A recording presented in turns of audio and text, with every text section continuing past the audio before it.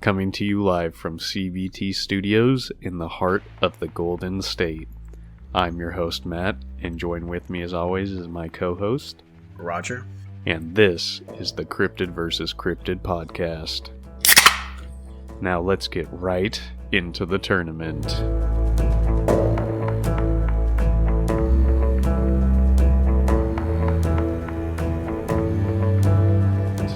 Welcome back, ladies and gentlemen, to another episode of Cryptid vs. Cryptid. And tonight marks the start of a very big event for the show. Tonight marks the start of the first ever and only Cryptid vs. Cryptid tournament to reign the master. Let's go. But before we get to that, thank you all for the support. Should we talk about the weird shit that happened with the last episode? Sure, why not? You want to start? I mean, I don't know the brunt of it. All I know is I was working and all of a sudden you're texting me about some guy messaging us, or at least messaging the Instagram account about, I don't even remember what he said. Hold on. Yeah, so basically we posted, while Roger pulls this up, we posted the JFK episode on Friday, and going forward, I'm going to make it so all our episodes release on Fridays now, because it's easier for me, it gives me more time to edit. But basically, posted the episode, it's nearing the end of my workday, and then all of a sudden I get this notification on my phone, and somebody had messaged the podcast on the Instagram page. And so I was like, okay, that's pretty cool. Go to read the message, and it tripped me out. Have you pulled this up yet? Yeah. Go ahead and tell the folks. Don't give any names, but tell the folks what this gentleman had to say. Pretty much, he was just, I don't even remember what he said, because I don't even see it anymore. Did you delete a post? Oh wait, that was in February. I didn't delete any posts. I don't think I posted about it. Pretty much, he was just saying, I don't even see where, I literally see our conversation, that's about it. I got it right here. So he says, "Whom are you referring to? Question mark.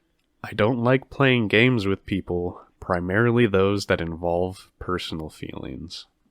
And he does not give me any context as to what he's talking about. He just hits us out of the blue with that. And he didn't follow us beforehand or anything. So I assume he listened to the episode, which just kind of tripped me up a little bit. Yeah. And then he blocked us, but then you found another account. Obviously, my interest was piqued, so I did a little bit of research, and he did block the account out of the blue. After I'd responded, all I said was, "What?" Question mark. Blocked the account, and then I was like, this is weird. So I search up the name, and this guy has another account, same person, that stopped posting in 2020. And it just, tripped me up, because he seems like a kind of a normal dude. He's very religious, but I don't know, it was just out of the blue. And then he blocked us, and then he's got an alternate account that I presume he lost access to. I'm not too sure. Weird shit, as I expected when we did the JFK episode. Yeah, so, we're still keeping an eye out, looking over our shoulder from time to time. But yeah, that was a weird little Cryptid versus Cryptid conspiracy that happened following our last Cryptid versus Conspiracies episode. But yeah, that's about it. Thank you for the support you gave on that episode. Very nice, very epic, one of our more popular episodes recently. So we'll have to dive into some more government conspiracies soon. Oh, great. Even more reason for the government to come to fucking office. But luckily, this week we won't be talking about any government conspiracies. We'll be starting the wrap-up of the Cryptid vs. Cryptid series. Now, I did say I was going to try and get some other people in here, but it kind of snuck up on us, and I didn't really plan anything out with anybody. So for now, the first episode, it's just going to be me and Roger talking about all this shit. It's all about building the hype, We just keep on, oh yeah, we're going to bring someone on. And then boom, we bring someone on. Exactly. You're not expecting it. Now, we have our first bracket here. Because we have 41 cryptids and creatures, it's a little weird how the layout for this works, but I mean, it'll work. It gets the job done. It involves all the cryptids fighting. So should we just jump into the madness right away? Sure, why not? And then we are going to get to as many fights as we can today, but We probably won't get through the first bracket today, but there's still some interesting fights lined up. Roger, who do we got in the first round? We have Krampus and the Easter Bunny. 2 holiday special going at it. Yeah, and this was a totally random generated tournament bracket, so that wasn't planned out at all. So we get Krampus, probably our biggest or second biggest holiday cryptid, along with the elusive Easter Bunny, who we've never actually talked about officially on the show. So this will be new territory for all the listeners. Now, we're not going to go through a super long recap of everything. I will read out the stats as a reminder and for us to refer to, and then we're just going to hop right into it. So, characteristics for Krampus, goat features, birch rod, basket of holding. Abilities, enhanced natural abilities, access to the gates of hell, and snow walk. Stats, intelligence of 8, power of 8, defense of 6, mobility of 7, HP of 6, stealth of 8. And now, the Easter Bunny. Characteristics, humanoid, large paws, large ears, fur, large buck teeth, vest. Abilities, lays eggs. Stats, intelligence of 8, power of 6, defense of 4, mobility of 10, HP of 5, and stealth of 9. Pretty well rounded for both of them, I would say. Mm-hmm. Easter Bunny, definitely more of a glass cannon. Oh yeah, for sure. Now, are we doing a tournament arena, or are we going to give it an actual environment? So, when we were talking about it, I think it was just like kind of a generated arena. We drop them in and then it just turns into whatever we want. It's how I thought of it, at least. I mean, we can also just do a tournament arena. I think it adds better to the story if we do give it an environment. Because the only thing we'll only do in a tournament arena is when we get to the water ones, how are they going to fight?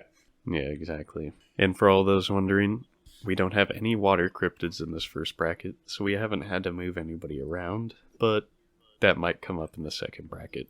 So what are you thinking of environments for Easter Bunny and Krampus? You know, I'm not too sure, because they're kind of like polar opposite holidays. One is the start of it kind of dumbing down on snow and everything, and the other is when it's snowing. You know, one's lush with all this grass, and the next is dead trees with no leaves on them and white fluff everywhere. I think for sure we can... I kind of want to put this in like...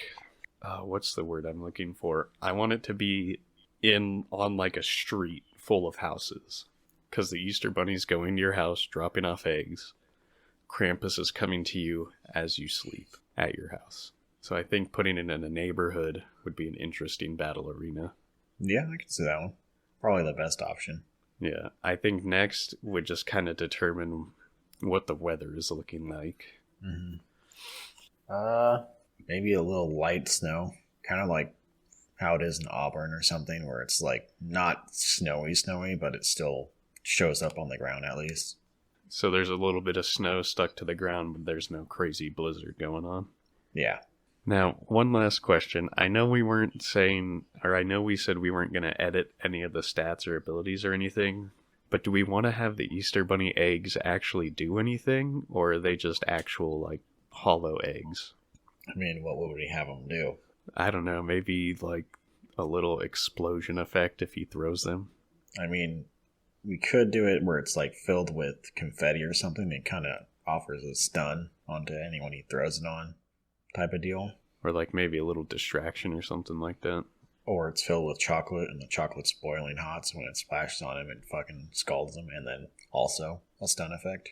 Either way, that's the only reason I see those working. It's like it does maybe a little bit of damage, but not too much, but it stuns. Yeah, more of a stun or a distraction kind of thing. I think the confetti one works a little bit better if you want to go with that. Alright, sounds good. But he does have to lay the eggs. He can't just grab them out of a bag, I think. Yeah. It can be a quick lay, but nonetheless, he does have to lay them. All right. How do you think this fight is going to commence? Easy. They're going to one kid's house. The one lucky boy that's house is going to get destroyed by these two. And they meet right at the door. Okay. Just a little awkward stare down as... They're both reaching for the door. They don't even see it. They're focused on the door, and they both see their hands reach for the door. And this is kind of good, like Easter, happy holiday, Jesus has risen. And then we have the polar opposite, demonic Santa, who's here to bring terror to children who have been bad. Mm-hmm. Who do you think makes... Well, I think Krampus is going to make the first move here. Oh, he's definitely going to. If it's either a bitch slap or fucking whack with the cane, something. I kind of like him just out of nowhere. Or not out of nowhere, but they both grab it. They look at each other, and he just goes for the cane swing. And even with the Easter Bunny's high mobility, I don't know if he'd have time to react. I don't even think he would, because he'd still be confused, if anything. Yeah, I don't imagine these two interact. Maybe if it was Santa, he'd have time to react, but not the Easter Bunny. So I think he goes for a headshot right away. Just swipe right in front of him. Well, Krampus is pretty tall, don't you think? Isn't he like 8 feet? Hold on. Yeah, I don't know, because we didn't write it down in any of the notes, but I imagine, like, as a demon, he'd have to be pretty tall. At least 6 foot. Holy Okay, that's Krampus Expedition. I was about to say, holy fuck. I mean, they have, like, I don't know, a couple of them that I see, he looks like, if I were to guess, like 6 foot. I would say at least 7. And I only ask because at first I was going to say, oh, he just swings straight and then hits him in the head, but seeing as how tall he is, I see him kind of just swing down and maybe hit the Easter Bunny in the side. Yeah. And then, I don't know, maybe the Easter Bunny shits out an egg out of fear. I would say so. Or either just like a defense mechanism type deal. If he knows that he's getting attacked, and then he's like, okay, well, defense time, and then shitting the egg out to throw at him after. Now, do you think he can shit out the egg at high velocity? Kind of like a gun? Maybe, depending on the circumstances, I would guess. Just wanted to ask to open up his ability to use these eggs. Mm-hmm. But yeah, I think he shits out an egg and he throws it at Krampus. How fast is Krampus again? He has a mobility of 7. I think that'd be fast enough to react, seeing as the Easter Bunny only has power of 6, so his throw isn't going to be too fast. Oh, I found Krampus's height. How tall is he? 8 feet. Okay, shit. And, like, when I think of the Easter Bunny, I'm only thinking of him as, like, 3 or 4 feet tall. Yeah. Okay, so, yeah. He's definitely going to pack a lot of punch. And the Easter Bunny does have very low defense, very low HP. So that first hit's probably going to do a lot of damage. That's why when we were talking about this one, the Easter Bunny can do a lot with his mobility and that stun, but I don't know how much he can actually do to Krampus before Krampus takes him out. Yeah, at this point, because Krampus also has a power of 8, I would say Easter Bunny's probably got like a broken arm and a few broken ribs too. Just by one hit. And that's... Now, I'll give him the benefit of the doubt. I don't think his mobility is going to be... Now, yeah, I can't even give him the benefit of the doubt. I think his mobility is definitely going to be reduced now. Yeah, not as much as if it was like a humanoid type of deal. Because bunnies usually use at least the Easter Bunny uses his feet to kind of get that mobility. But it will probably be dumbed down just because his ribs are fucking broken now. What other attack options do you think he would use? Because I think he's going to miss with the egg. What's Krampus's mobility? Krampus's mobility, I believe it is a 7. And then the Easter Bunny is like an 8. Easter Bunny's a 10 in mobility. I don't know if he would miss. I think he would be able to hit. Because I kind of picture this as still like kind of close enough. And it would take a lot to be able to move away from that egg with the Easter Bunny throwing it as fast as he can. Okay, I can buy into that. Okay, so I think, yeah, that would give the Easter Bunny a chance to do an actual attack. Mm-hmm. But I think he's going for a kick. His arms aren't going to do much. I think he's bouncing and trying to do a drop kick to bounce off of him and do a flip or something. Okay, so you think he's going on for just like a full front kick or like a head kick or something? Either one. Whatever one you see more liable. He's got to jump pretty fucking high to reach Krampus, though. Being like double his height. Yeah, but I mean, I think the Easter Bunny would have pretty good jump height, and with Krampus being stunned, I think the Easter Bunny would figure he'd have enough time to be able to get off a headshot. Or he bounces enough to where he kind of gets him on like a kind of at an angle, and so it's more of like an uppercut kick or something like that. Yeah, like he does the uppercut kick and then goes into the backflip off of that. Yeah. Okay, now the thing is, I don't. While he does get the temporary stun, it's not enough time to really build up a lot of momentum, so I don't think his kick's gonna do too much damage to Krampus. I don't think so either. That's the thing, is that Krampus's health is so much compared to what Easter Bunny can actually do that I don't know if it's actually going to hurt Krampus as much. Yeah, no. It might get him like a little wonky at first, but he can probably get a hold of that pretty soon. I would say, like, maybe it throws him off balance a bit, or, like you said, loses him out, and, like, maybe a little bit more of a stun. Damage-wise, yeah, I don't see it doing too much to him. Because he's got pretty good health, and on top of that, pretty good defense. Well, defense of 6 and HP of 6. So he's not that much more than the Easter Bunny. Yeah. He only has 6 for both, but he has power of 8. Yeah. Because he's not... I think we used, like, demonic strength to explain his strength. Because his body still looks, like, pretty human. Yeah. It's also kind of decrepit, but not that much. Yeah, it's not like a Wendigo kind of decrepit. So do you think that changes the kind of effect the bunny's kick would have on him? Maybe a little bit. I don't think it would still do that much. It might actually be able to stun him a little more, so Easter Bunny can try and plan his next move, but... Now, playing in the Easter Bunny's favor here, do you think the Easter Bunny could keep him stun-locked for a while, just going for headshot kicks? I think... even with the Easter Bunny's mobility, that is actually probably dumbed down a little bit now to probably around an 8, I would think, just because of the fucking broken ribs. I think he would lose enough stamina and he wouldn't be able to keep up with all that, and then that's when Krampus would be able to get it after like maybe 2 solid hits of that. I agree, and I think I could see Easter Bunny going in for like a few headshot kicks, but Krampus has an intelligence of 8, so I think he'd be able to recognize the patterns after a while, and then see an opening to go for a grab or another swing of the club. Yeah. Okay, we'll build the scenario here. Easter Bunny going for some stun lock kicks. He's doing a good amount of damage, but then, do you think Krampus goes for a grab or a swing? I think he goes for a swing right to the legs. He sees that as one of his best powers he has against him right now. And with the intelligence of 8, I think he knows to end that. I like the picture of the Easter Bunny going for the kick on the head. Krampus is ready this time. Takes it, but as he's doing the backflip, he swings and hits either one or both of the legs. Mm-hmm. Severely, at this point, crippling the Easter Bunny now that he's lost his best ability, which would be his speed. This is how I see to explain it a little more. It's like the Easter Bunny's in the midair. I think he's hitting both, and he's just knocking him down, and then that's when he's going to step on one of the Easter Bunny's on the ground, hurt. He's going to grab him or just like step on his legs and just start fucking shoving the rod in between like his like kind of kneecaps or something, just to keep him on the ground. How about this? Because Krampus has access to the gates of hell. He breaks the Easter Bunny's legs, both of them. What does he do next? The Easter Bunny can't run. He's taken a lot of damage.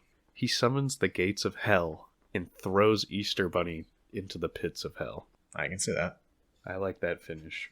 But this concludes the first round, I think, unless you got anything else you want to add. No, that's pretty much it. Now, not to hype up who Krampus is going to be fighting next or anything, but I'm going to be honest, I think Krampus is going to have a run for his money in the next fight.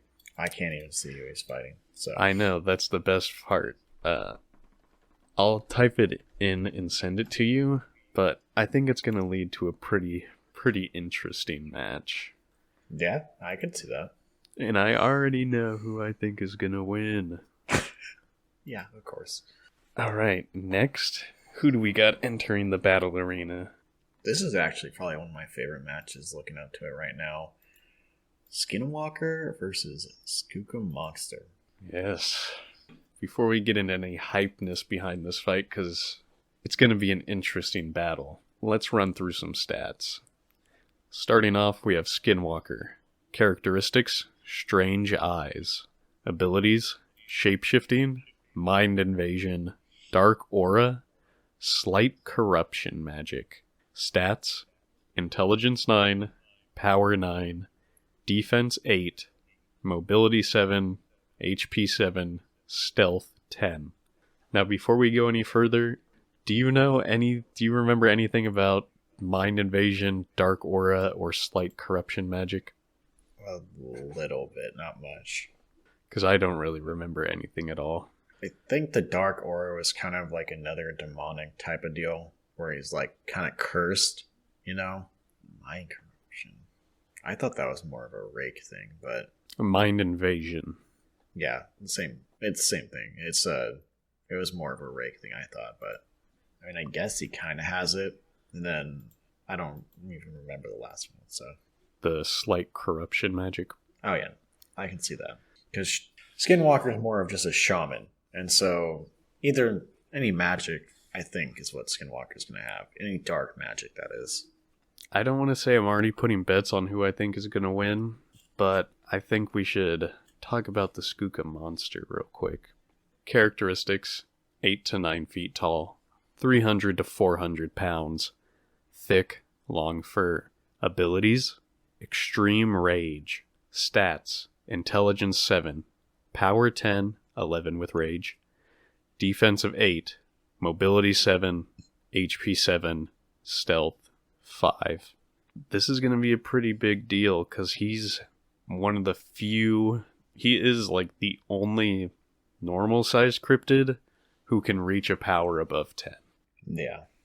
If you've been listening for a long time, you know that we have size tiers for the cryptids, and that they can go... Their power is like... Their 10 is like a 5 for them. Or a 10 is their 5. So it's a pretty big deal for someone of this size to be able to go above a 10.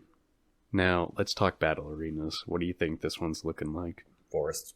Deep pine forest. Yeah, this one I don't think is going to be too interesting. I think just a basic forest, like you said, pine. Yeah. Crowded with trees or not crowded with trees? It's kind of crowded. I mean, obviously there's kind of some bigger areas than others, but I would say crowded with trees. All right. Pretty cut and dry arena.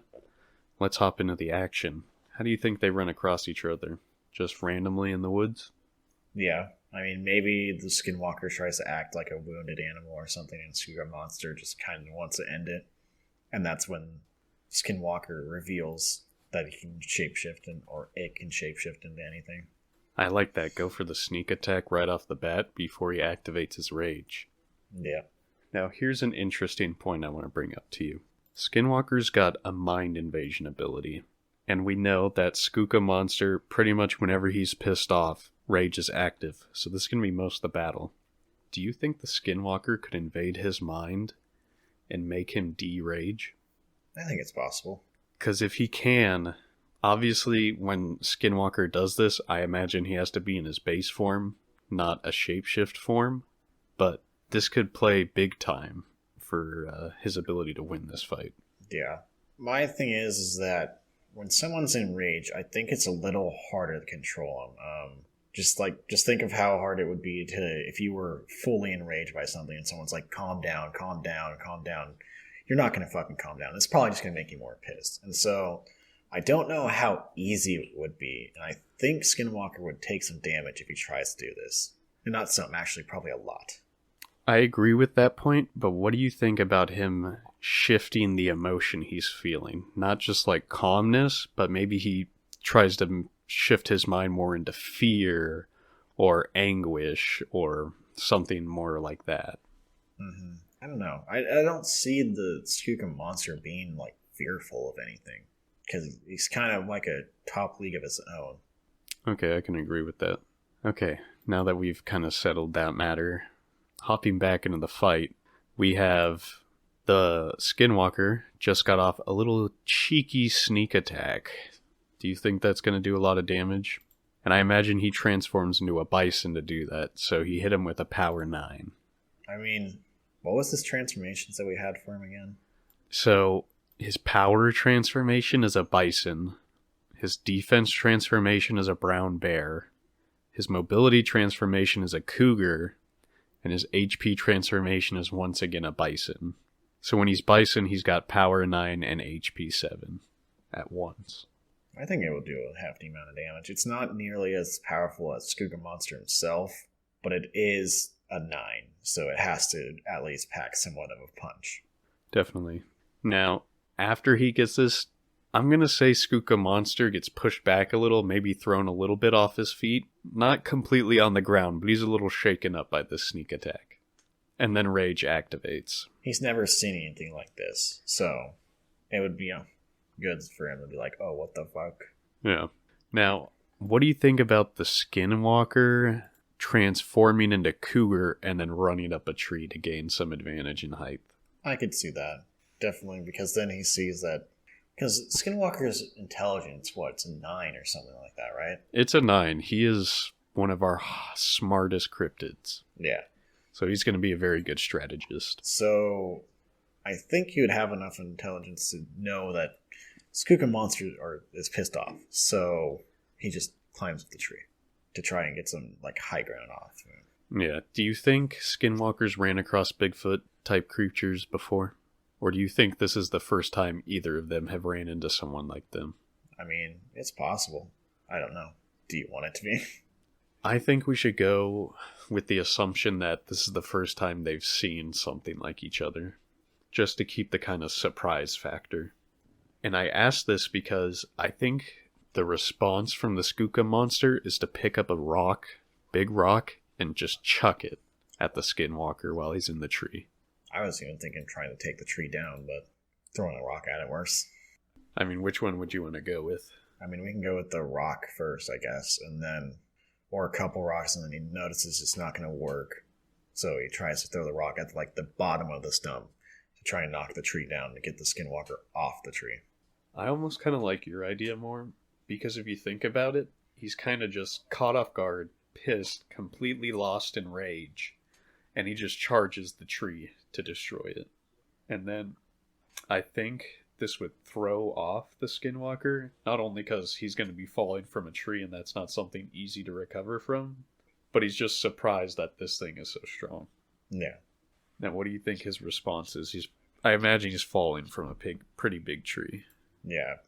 Pine trees, he's probably looking at 20 to 15 feet, I would say. Even more. You think he switches transformation? Probably. Maybe to a bear. Okay, kind of break the fall. Yeah. He doesn't have any fucking bird transformation or anything like that, right? No, none that we gave him. Yeah, so he definitely probably turns into a bear to at least break the fall. And I think he's thrown off a bit, which gives Skooka Monster the chance to attack. And I almost think Skooka Monster's literally just going to run up and punt this motherfucker. I agree. Now, I think luckily for Skinwalker, choosing to go as the brown bear was his best call because it gives him his highest defense. Yeah.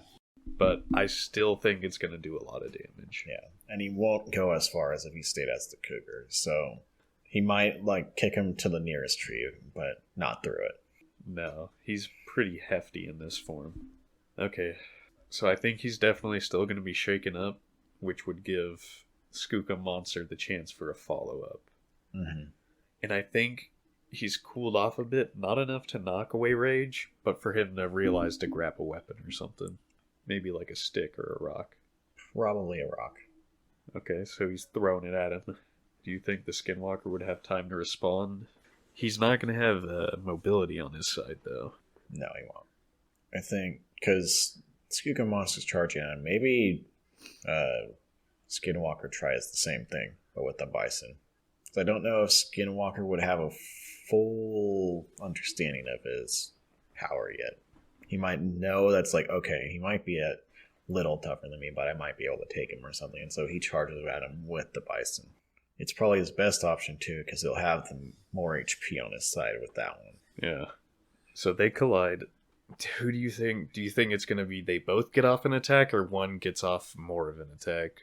I think Skooka Monster is getting the more of the attack off, but I also think at that time Skinwalker kind of is able to use the bison's horn to his advantage and stab Skooka Monster inside like the ribs or something. I was thinking the same exact thing. Okay, so now Skooka Monster, because bison have pretty big horns, so that's going to be a pretty big wound on the Skooka Monster. Yeah. And so I think what will happen is that he stabs him. Skooka Monster's even more pissed off now. Rips him out and just fucking is able to grab him and slam him on the fucking ground. Suplex style. I can see that, and he'd be pretty shaken up right now, because not only did he get punted into a tree, now he got just dropped onto the ground. Mm-hmm. I mean, I don't really see him having any other crazy response to this. Yeah, no. There's nothing else. As good as a fight as this would be, I don't see Skinwalker coming out on top in this one. He has the intelligence, he has the different forms that give him different abilities and shit, but Skooka Monster's on a whole nother league, in my opinion. I do want to propose one thing that we've left out of this fight. Stealth. Yeah. What do you think about after he gets dropped, maybe he turns back into the cougar, runs, and tries to stealth into the shadows? Cougar is his stealth and mobility, right? Well, his base is just stealth 10. Mm-hmm. And Cougar's his mobility. So maybe he Cougars to get away with the little energy he can. Yeah, kind of and then goes back into his base for stealth. Kind of like a retreat to think of something. I think he would have enough time to do that, because now Skooka Monster is literally bleeding out from his fucking ribs. Yeah, and I mean, yeah, he got the slam down, but he's exerted a lot of energy on top of the wound, like you said, so he's still going to be shaken up after a big attack like that. So I'd say they're both pretty heavily damaged, but I would have to give Skinwalker the edge in the amount of damage he's taken. Oh, yeah. Just because those 11 power attacks, even with his defensive 8 in brown bear form, he's going to have taken a lot of damage.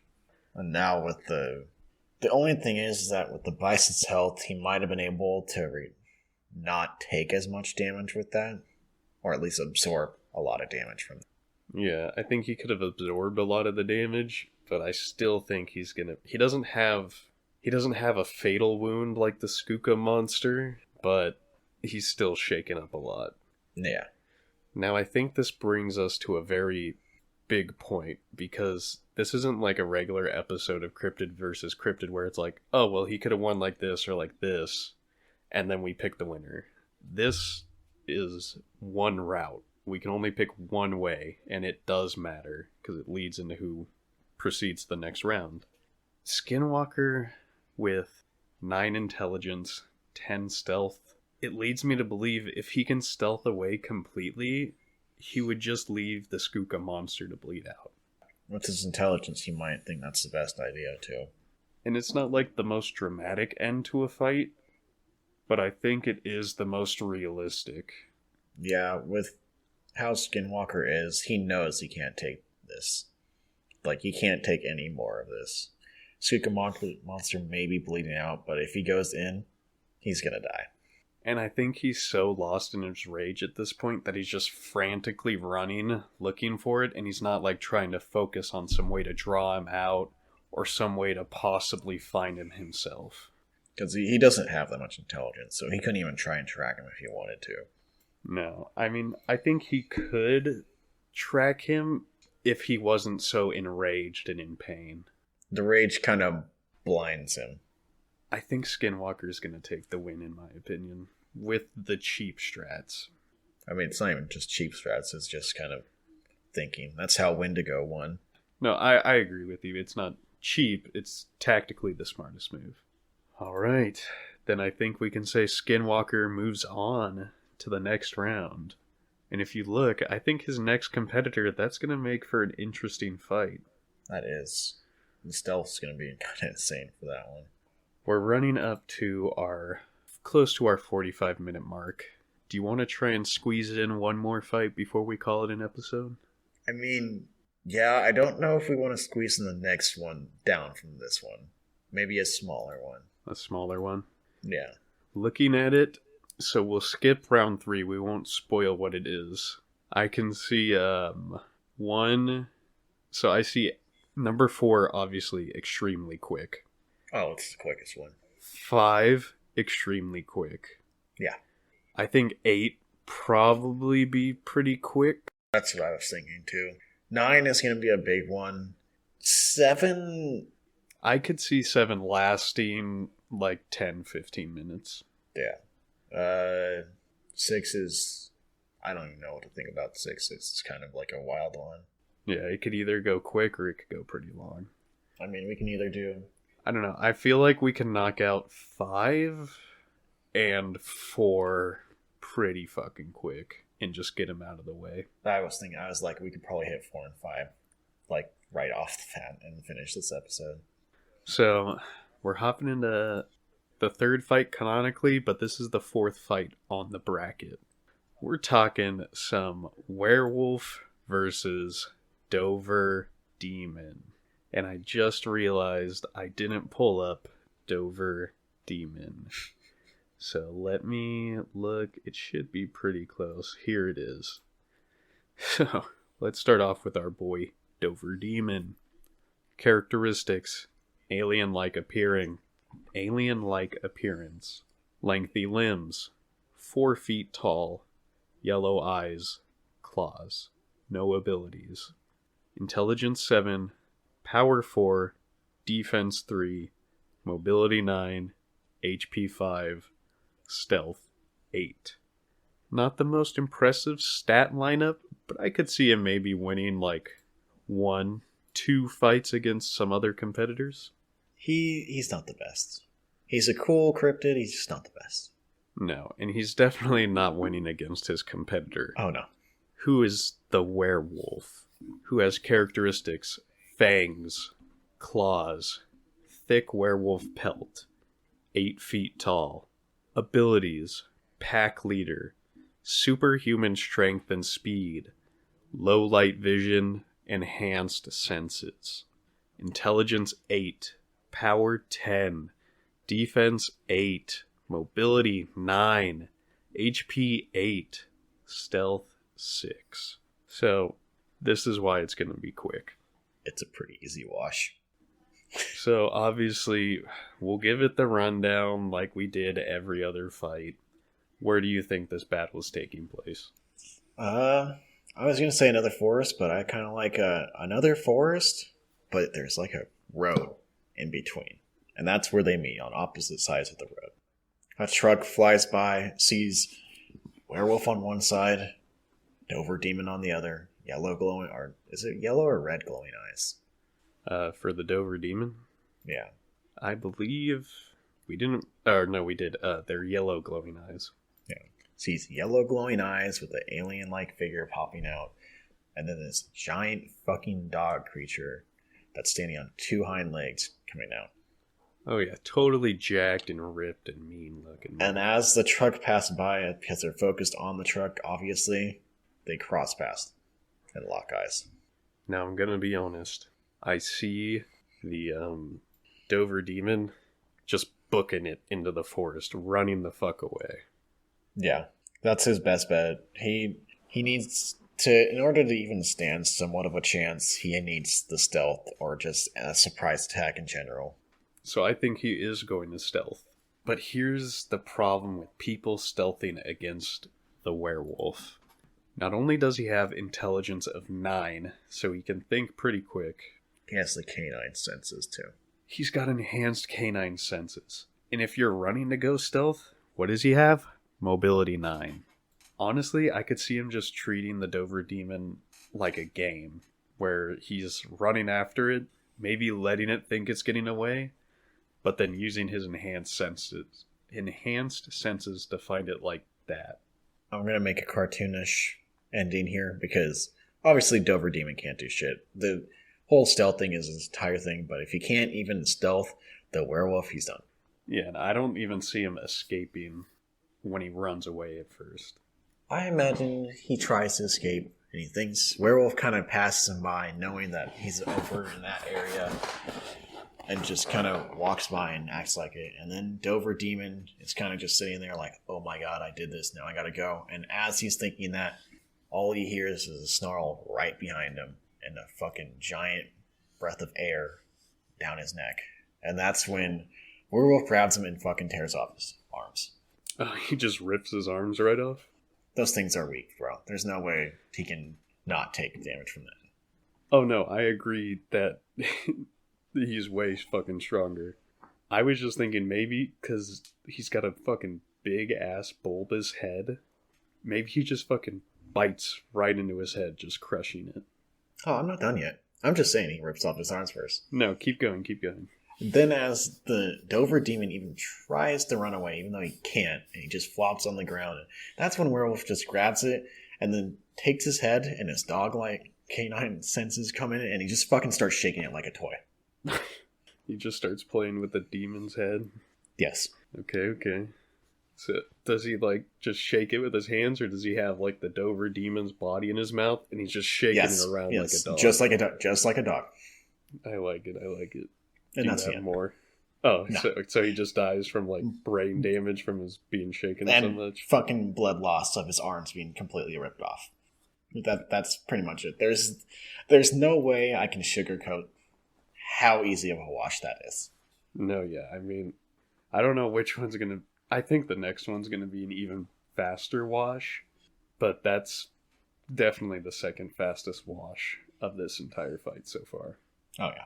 Now, if you look at the bracket, I think the Werewolf's next competitor is going to give him a hell of a run for his money. Oh, I already know, so I'm counting on it. Now, let's hop in to the fourth fight chronologically, but the fifth fight on the bracket. Makara versus the Fresno Nightcrawler. Now, for those of you who forgot what the Makara is, like I did, I believe it is the blah blah blah. It's kind of like this god creature. The gods ride on it, but it's like this crazy fish-horned demon creature looking thing. What am I thinking that was against the Omnicook? I can probably pull it up real quick. The Bunyip, that's the one. I got it. It's a good thing you remembered, because it's actually on my phone, so that would have taken me a minute to find it. I forgot what my car was, too. I kept thinking that it was what the Bunyip was. Yeah, no, it's been so long since we've covered the Makara, I literally had to look it up before we started doing this so I could remember. There's a picture of it in case you forgot, so you know who the Fresno Nightcrawler's going against. Easy wash. I'm honestly, there's nothing else. Okay, let's just talk Battlefield. The Battlefield, here's the thing, they live completely different environments, but does it even matter what the Battlefield is? Honestly, I think Fresno Nightcrawler goes out of Fresno and just wanders onto this fucking motherfucker's turf. I think the Fresno Nightcrawler is tired of the city life, and he's just taking a stroll down the beach in the moonlight. Oh yeah. And Makara is just chilling, looking at the beach, looking for its next snack. And boom, Fresno Nightcrawler's in his sight. Walk-in parents. So, do you got another fun story for this one? Fresno Nightcrawler just stops and looks at the moon, okay? Just picture it. He's like, man, I'm just a lonely pair of pants. I don't know where my brethren have gone. And then he just sees this thing hopping on water. He's like, man, that's so beautiful. And then he's like, it's getting closer. Oh no, what's going to happen? And I don't even think he has a chance to run as he sees it getting even closer and focused on him. And then boom, Makara just grabs him and starts shaking him. Or I'm not even going to do shaking. He just starts stomping on him over and over and over again. I dig it. In my mind, I kind of just see him like shooting out of the beach and instantly eating the Fresno Nightcrawler. No chill. I can see that. Although it's a ride for the gods, so I see it as a little more humble-ish, I guess. Okay. But it just starts stomping on him. And then it's like, all right, I'm going to drag it into the water to eat it. But basically what you can take away from this fight is that the Fresno Nightcrawler never stood a chance no matter who he fought, so it wasn't even worth trying to shuffle him around. He's dead. Honestly, Dover Demon would have had a better chance against this guy. This is the weakest fucking cryptid I've ever met. No, easily. But I didn't want to, have it so people we've already had a fight fought again. Alright, the Makara moves on to, I'm gonna be honest, most likely just gonna be another wash. Although it could lead to something interesting. Maybe. It could, but it's probably gonna be a wash. So, that took a lot longer than I thought, but I think we covered some pretty interesting fights today. Yeah, the biggest ones were the first two, obviously. I think Krampus might have been a little bigger than the Skinwalker one, but I think the Skinwalker was definitely the most surprising win that we covered today. Oh yeah. Alright, but everybody, that brings the first set of battles in round 1 of the Cryptid vs. Cryptid Crushathon tournament to an end. Tune in again for when we maybe finish out round 1. And next time, I swear I will get a guest on so we have a third opinion. If not, more anticipation. And now, I think we'll let this ride out a little bit. I think we'll hop onto a Cryptids versus Conspiracies for the next episode. What do you think, Roger? Yeah, I can do that. May as well drag it on. So, who's going next? Oh my god. Yeah, you get your list of who we've covered, and you just start knocking them off and theorizing who's going to be in the next few rounds. But with that brings this episode of Cryptid vs. Cryptid to an end. Now, if you tune in on the reg, you know that we shout some stuff out at the end. So, please listen no matter what. You can reach us at our email, cryptidversuscryptid@gmail.com. That is CRYPTID.VS CRYPTID@gmail.com. And we respond to every single email, and we shout you out in the episode for writing into the show. Where else can they reach us, Roger? There's also our Instagram. We get some weird shit now on there, but that's whatever. As long as you guys are fans, that's all that matters to us. Also the Twitter. No one cares about that, but it's there. We also have the TikTok. It is there. And in Instagram, in fact, you can go on to the... why am I forgetting what it is? No, you can't. You can't? It's not linked there. Oh my god. Well, I'll tell Matt to get it linked there so we can get it actually linked there. And I always joke around how we never use the TikTok. But a little update. There is a TikTok in the works. I just need to record the audio for it. And then we'll be all set to go for our first TikTok. So if you want to keep up to date with recent cryptid news, be sure to go check out the TikTok where we'll be posting new breaking news on cryptids, weird shit, aliens, and all that fun stuff. Anything else you want to throw in here at the end, Roger? No, I can't think of anything. Alright, then that's been us at Cryptid vs. Cryptids, signing off. Later. See ya.